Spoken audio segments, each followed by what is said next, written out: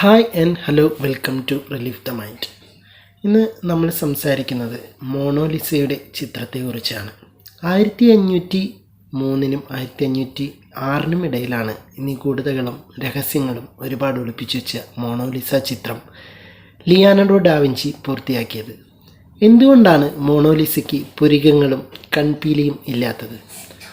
ഇതിനെപ്പറ്റി നമുക്ക് ചെറുതായിട്ടൊന്ന് ചെയ്തു നോക്കാം. ചരിത്രം പഠിക്കാത്ത ധാരാളം മണ്ടന്മാരുണ്ടല്ലോ നമ്മുടെ നാട്ടിൽ. ആ കൂട്ടത്തിലാണ് ഞാനും.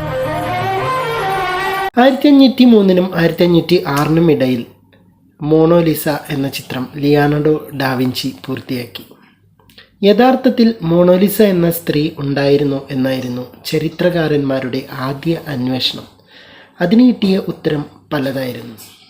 മോണോലിസ യഥാർത്ഥത്തിൽ ജീവിച്ചിരുന്ന ആളായിരുന്നുവെന്നും അതല്ല ഡാവിഞ്ചിയുടെ സഹായിയെ സ്ത്രീരൂപത്തിൽ വരച്ചതാണെന്നുമെല്ലാമുള്ള വാദമുഖങ്ങൾ വന്നു.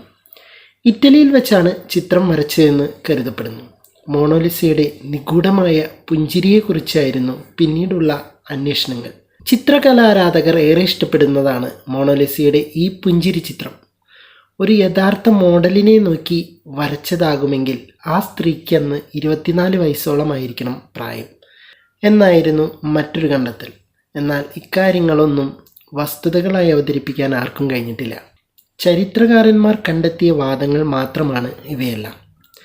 എന്നാൽ മോണോലിസയുടെ ചിത്രവുമായി ബന്ധപ്പെട്ട് ഉയർന്നു വന്ന മറ്റൊരു ചോദ്യത്തിനുള്ള ഉത്തരം പിന്നീട് പുറത്തു വന്നു. മോണോലിസയുടെ പെയിൻറ്റിങ് ശ്രദ്ധിച്ചാൽ നമുക്കതിൽ പുരികങ്ങളും കൺപീലിയും കാണാൻ കഴിയില്ല. മനഃപൂർവ്വം ഡാവിഞ്ചി പുരികങ്ങളില്ലാതെ വ്യത്യസ്തതയ്ക്ക് വേണ്ടി വരച്ചതാണെന്ന് പറയുന്നവരുണ്ട്. അതേസമയം പുരികം വരയ്ക്കാൻ മറന്നുപോയതാണെന്നും വാദങ്ങളുണ്ടായി. ഡാവിഞ്ചി വരയ്ക്കുന്ന സമയത്ത് മോണോലിസയ്ക്ക് പുരികങ്ങളുണ്ടായിരുന്നു എന്നാണ് പലരും ചൂണ്ടിക്കാട്ടുന്നത്.